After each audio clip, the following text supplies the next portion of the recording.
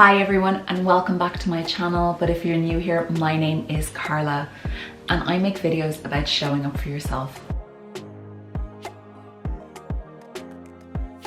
By showing up for myself, I completely transformed my entire life, losing over half my original body weight, 183 pounds, transforming my mental health and becoming the best person that I could possibly be for myself and for everybody around me. In today's video, I'm going to be sharing with you a couple of tips that I've correlated to help you guys to develop a morning routine that sets you up for success, but also gives you time for yourself as well. I will leave part one of my video here. This is where I spoke about my morning routine and what I do in my morning routine. But this is going to be part two. So these are tips that I've correlated for you guys and maybe some of them might help. This is actually going to be a three-parter because I have had so many questions from you guys about my morning routine and about different aspects of it that I was going to put it into this video, but it's going to end up being too long. So in saying that, let's jump in and let's start chatting with some ideas that might help you guys if you want to set up a morning routine for yourself. So just a caveat before I begin, just to let you know, and a quick reminder is that I wake up at 5 a.m. I am part of the 5 a.m. club and it really sets me up for success in the morning. However, my life is not perfect because I wake up at 5 a.m. I am not one of those influencers that you see with these beautiful, white apartments and houses. Well, I do have a beautiful white house, but I'm not. There's a reality to my morning routine that I hope you guys have seen in the last video, but that it is not perfect. Things happen all the time. Life gets in the way. Life is what happens when you are making plans, as we all know. And my morning routine is a sort of plan, but I have to be flexible with it. My life is not perfect in any way, shape or form.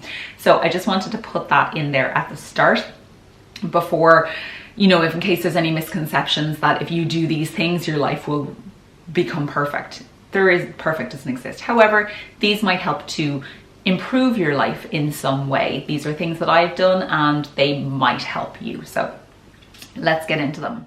The first tip that I have for you guys is to figure out what works best for you. So what works for me, I am a morning person and therefore waking up early in the morning works for me. However, this might not be something that works for you. If you are a night owl, you might find that you are more productive at night. The reason I have a really solid morning routine is because I am more productive in the morning and I want to capitalize on that productivity and on the way I feel. And so you need to figure out what works best for you. Now, my partner, on the other hand, he is not a morning person. He does not function well in the morning. He is a night owl. However, because we have a child, he has had to become more flexible and start to become a bit more of a morning person. However, he would not be able to be as productive, say, as I am in the morning, even though he does have his morning routine. So just to put that in there, that someone like me, I find that I am very, my energy is on, my brain, my synapses are firing. But for me, if you ask me to go and do something complicated or, start working or doing something big at 5, that's not going to work for me. PM, in the evening. So you need to figure out what works best for you. So that's my first area of tips. I think it's also really important when we're figuring out, so this is the figuring out section, we need to figure out why we are wanting to do a morning routine and why we want to maybe wake up earlier. And I think, as I was saying earlier in my introduction, that there's a lot of misconception that people who wake up early have these perfect lives. We hear about these celebrities who have these 5 a.m. routines, and I'm not a celebrity, but I am one of those people who have a 5 a.m. routine. But if we are doing it to feel that we are going to be perfect, then, or as a punishment or in a negative connotation, it's not going to last. It's not going to be habits that we can build into our lives as we continue on. These are things that are going to be stressors. And then as you continue on, it's going to be something that is not pleasurable or enjoyable if we are doing it for an external reason. The reason that I am a card-carrying member of the 5 a.m. club is because I am more productive in the morning, but also it gives me the opportunity to give to myself before I give to others, which is a huge and very important part of my life because we as a society Specifically women, we have a tendency to give to everybody else before we give to ourselves. Now, I had somebody in the comments in my last video, I'm sorry, I cannot remember your name, but she made a very valid point that for her, she felt that it was better for her to give to others and then give to herself. And that's part of figuring out what works for you. So that's my second tip, is to, underneath this figuring things out, is to figure out why you're going to do it and figure out what's going to work best for you. It's also important to figure out what you want to achieve in this time. I think the next couple of bits that I'm going to be talking about are about preparation and about planning and things like that. So it's really important to decide, what is it that you want to do in this time? Why is it that you are trying to get up earlier?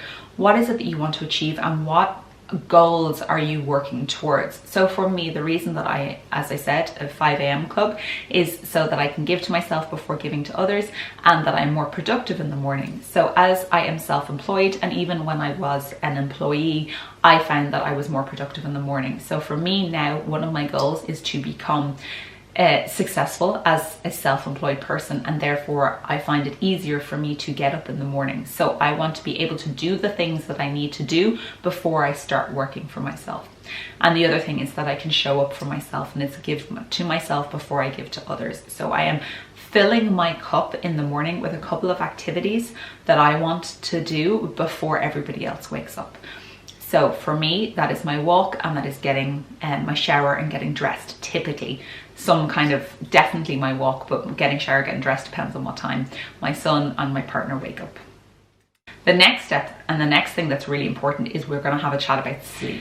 Sleep, guys, is so important and so underrated. And we have, as a society, we have this awful thing now where it's like, oh yeah, I only slept 4 hours or something like that. And we are getting, I don't know the stats of it, but we are getting considerably less sleep than our ancestors did, or even a couple of generations prior.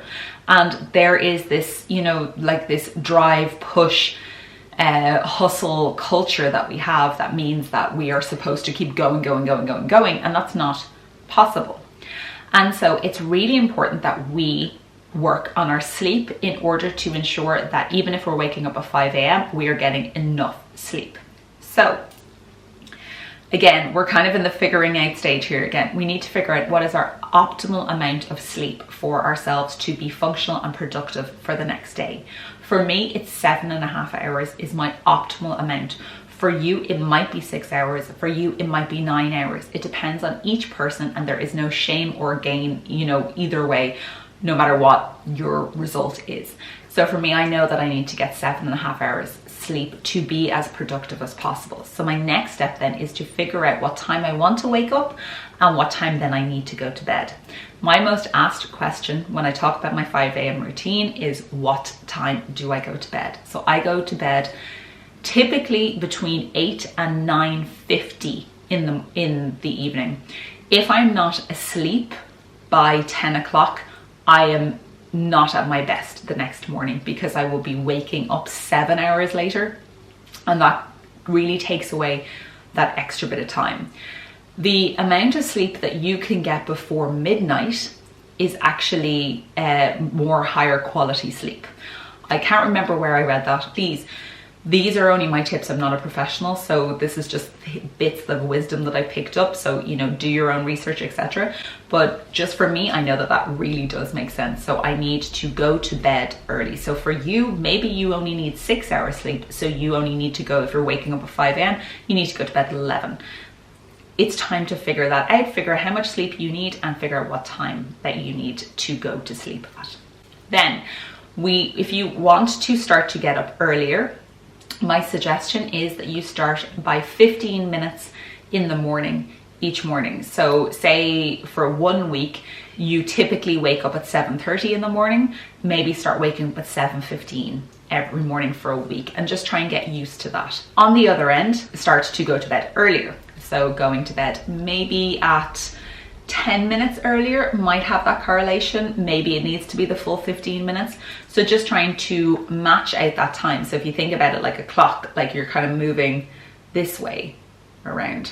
I'm pretty sure that's going to be the wrong way around for you guys on the screen, but you know what I mean. If you're going to be waking up 15 minutes earlier, then it might be a good idea to go to bed at least 10 minutes earlier. And I know it might not sound like that much, but You know when you wake up and the temptation to lie in bed for another 10 minutes. So in terms of getting good sleep, it's really important to improve our sleep hygiene. And in terms of our sleep hygiene, what I mean by that is protecting our sleep and seeing it as one of the most important elements for our success in life. And believe me, it's so important. It is so important to get good sleep hygiene. So these are a few tips in order to help you to get good sleep hygiene. The first is to minimize electronics before you go to bed. Guys, I cannot tell you how important this is. The blue light from your screens, you know, if you're watching something, a thriller at nighttime, it's increasing your cortisol in your body. It's not helping. So instead of having electronics, reading is a really good activity to do at nighttime. I also would suggest maybe a guided meditation at nighttime. I will link down below Yoga Nidra for Sleep, which is one of the best guided meditations that I have ever done. And I have, in the 3 years since I found it, it has only failed to help me to sleep by the end of it once. So that just goes to show. It's also important to keep your bed and possibly your bedroom, but specifically your bed, for sleeping only or other activities. Only. Not for work, so don't bring work to bed. Don't bring social media to bed. The reason is if you can kind of keep your bed specifically as a sacred space for, what does PJ Gallagher call it? Horizontal hiking or something, was that? You know what I mean. If you keep for sex and for sleep only, that it is much more of a sacred place, and your body knows that that is one of the activities that's for. I also like a couple of frivolous things myself. I like a pillow spray, kind of triggers, because we're, you know, like a really olfactory dominant species. Not as much as dogs and things like that, obviously, but if I have the same scent that I spray on my pillow, it kind of gives a trigger to my brain. Okay, it's time to go to bed. Make sure the room is dark, you know, get dark out blinds and things like that, because I'm going to bed when it's bright out at the moment, and that's really annoying, but I have really good blackout blinds, so it does help to reduce and make the room feel like it is nighttime. And that's, our brain needs that. We are mammals. Our brain needs that feeling of darkness in order to fall asleep properly. And one other thing that just helps me and that just sets me up really well for sleep is gratitude.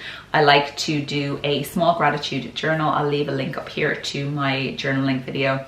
And basically it's like the 5-minute diary. I just do, but I do it for the full day. So I talk about 3 things that I'm grateful for, 3 things that were really good that happened that day, 3 things that would make tomorrow really good, 1 thing that would have made today even better, and what I am manifesting in my life and what I'm trying to achieve. So these are the things that I write out in just in a plain notebook, and I just write them, and it just kind of sets me up. It kind of puts me into a good mood just before I go to sleep as well. And then close that, stick on your guided meditation, turn off your lights, have your pillow spray, and go to sleep.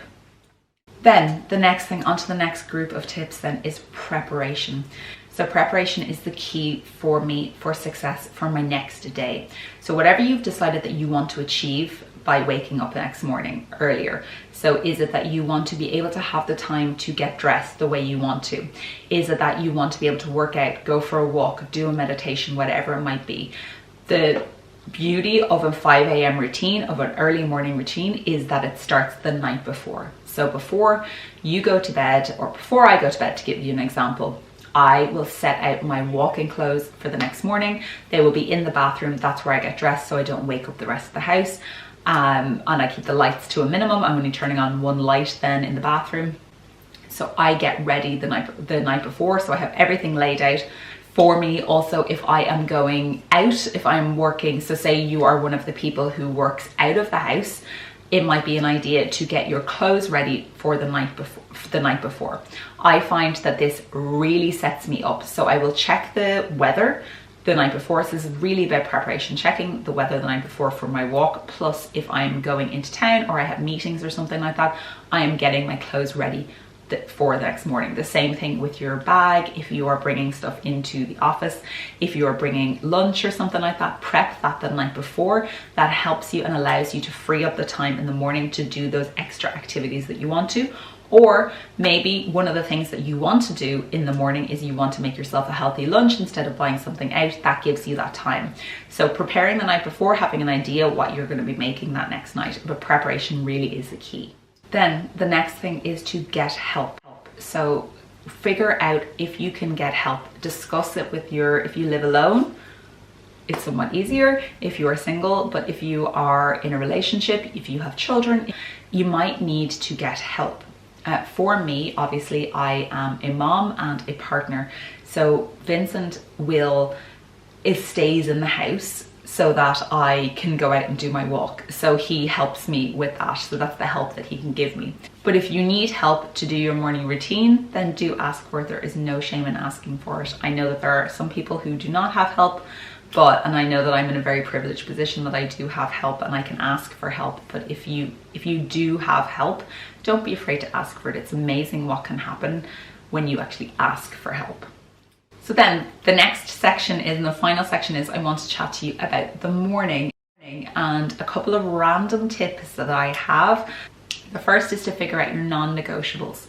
So that's figuring out again, your non-negotiables and your flexibles. So life happens, and therefore there are certain things that we cannot control, and hopefully they're not disastrous. But there are two things that I have that are non-negotiables, and then there are two things that I have that are more flexible. So my non-negotiables for me, the reason I wake up early in the morning is to go for my 1 hour walk. It's both for my weight maintenance, it's also for my mental health. It's so important for me. And the other then is for me to get ready. So I really value when I feel the best in myself when I have my hair, my makeup and my clothes done. And that is the way I like to present myself to the world, and that is a non-negotiable for me.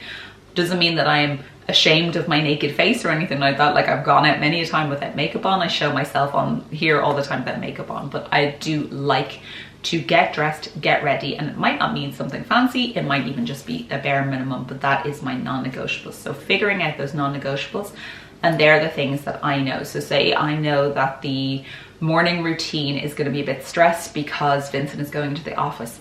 I will adjust my morning routine to make sure that my non-negotiables are achieved. So my walk and my getting ready. That might mean waking up 15-20 minutes earlier. That might mean having a really quick shower. That might mean that I wash my hair the night before, which I now do all the time because that's part of prep for me. Or I wrap my hair in my, as I call it, my silky sausage, so that I don't have to worry about doing my hair the next morning, whatever it might be, getting everything ready, so that my non-negotiables can be achieved. However, there are things that I'm more flexible with. So I like to do my morning pages every morning if possible. It's not always possible. So that's a flexible thing for me, as well as my exercises. So I do 10 minutes of exercises every morning if I can. If I can't, that's okay. Another thing is to meet yourself where you are. If you feel that you are genuinely exhausted and need sleep, take the sleep. Take the sleep over doing anything else. There's no need to push yourself too much. You can still achieve things. Maybe you can still get one of your non-negotiables or your non-negotiables down, or if you just need to prioritize your sleep, then prioritize your sleep. And that's the most important, because you need to be able to function the next day. So if you are doing this to put pressure on yourself because you want to achieve something, by doing it, you might not be able to actually achieve that during the day because you might be just too damn wrecked. The other thing to do with sleep is to, as I said before, no snooze button. Get out of the habit of using the snooze button. I used to be woeful at this. I used to have the snooze button set like 2 hours before I would wake up, and then I would have like every 15 minutes. So I never got any proper sleep. It was an awful idea. It was to do with really severe anxiety that helped me to be prepared to wake up the next morning, but actually just made it worse.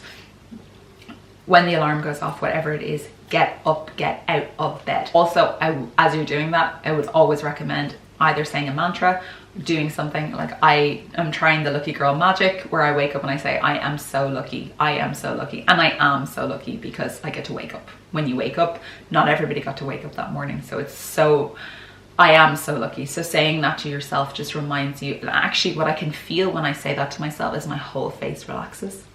It's really interesting. Like I can feel this kind of like, oh yeah, I am so lucky. Even though there might be 10,000 things going on in my head that I need to achieve or whatever, I'm really lucky. Also in the morning, it is really helpful if you can hydrate. I take my Simproof first thing in the morning. I also take coffee, but the coffee when I come back from my walk, that is to do with my ADHD. It helps me to align myself, and then I drink a lot of water. So that just makes it work for me. I previously did the water and then coffee, but I just find that with my ADHD, the caffeine just helps to regulate me before. So that's personal for me. Again, making it work for ourselves. But as soon as we can get some hydration into us, that is brilliant. So trying to get that hydration in, because we've had a couple of hours where we've had no water and we've had no hydration, it'll really help to set us up for the rest of the day.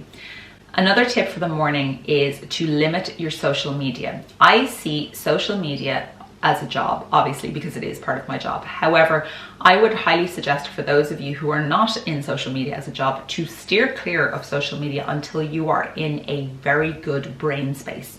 So until you are settled, until you are in your frontal cortex, until you are grounded and settled in your day, don't start looking at social media. First of all, it is a time killer. And second of all, it can trigger us. So we can have microaggressions. We can be triggered by comparison, especially when we're kind of half sleepy, we're not really awake yet, we haven't done anything yet. So we might see somebody like, oh look, there's your one and her new car, or there's that, oh I wanted to do that, or oh she's on hot, you know, like we can start that comparison trap, and that's really not going to help us in any way, shape or form. By waking up, you know, saying I'm so lucky, practicing a little bit of gratitude, it sets you up in a much better way. As Jared from Body Slims always says, that gratitude won't do anything to change your life, but it will change how you feel about your life, which is so important. So limiting social media and those microaggressions that can come from it can really help to change the way you feel in the morning, and limiting it till, you know, maybe, you know, you're on your commute or something like that, or, you know, 10 minutes before you start work or whatever it might be. And limiting social media in general is really, honestly, and getting rid of anybody that triggers you. Just, I've done that recently. After you've hydrated, you know, and you've got yourself up, it's a really good idea to get some kind of movement in, just to get your body flowing. So it might be a stretch, it might be a walk, it might be going to the gym, whatever it is, just some kind of movement to allow your body just to wake up and unstiffen and uncurl. Helps to get your blood flowing, helps to make you feel better. A lovely stretch in the morning. You can do a morning yoga, a sun salutation, anything like that just starts to get you moving. And then this is probably one, back to sleep. It's a really important one for the morning. For the weekends is try to limit lie-ins on the weekend. Instead of, you know, if you're waking up 5 a.m. Monday to Friday and then Saturday and Sunday you're sleeping until 10 o'clock, it's going to really affect your circadian rhythm. It's going to affect what your body can do. Then by, you know, Monday rolls around and the 5 a.m. alarm goes off, it's going to knock you for six, to be perfectly honest with you. I have found that instead of lie-ins, what really helps me, so like I wake up on the weekdays, I set an alarm. So I will set an alarm for 4:45. I'm typically awake before it, but 4:45 is my alarm, and I have it as like a security measure to make sure I'm awake. However, on the weekends, I don't set an alarm, so I allow myself to wake up naturally on the weekends always. So this morning, it's Sunday, I woke up at 4:30 this morning. Yesterday morning, I woke up at 5:39. So I had an hour and 10 minutes, you know, I had nearly an hour more than I would normally have, or an hour and 10 minutes more than I had the day before. So on the weekends, I do allow myself to wake up more naturally. And if naturally means for you that you don't wake up, it might be an idea to set an alarm on the weekends. Maybe give yourself an extra hour. Also a really good idea if you can on the weekends, and I know with kids and everything and all these commitments that we have, it can be really, really difficult. However, I do find that naps are really beneficial. So a 20-minute nap, you know, really can just take over any kind of excessive tiredness that I might feel.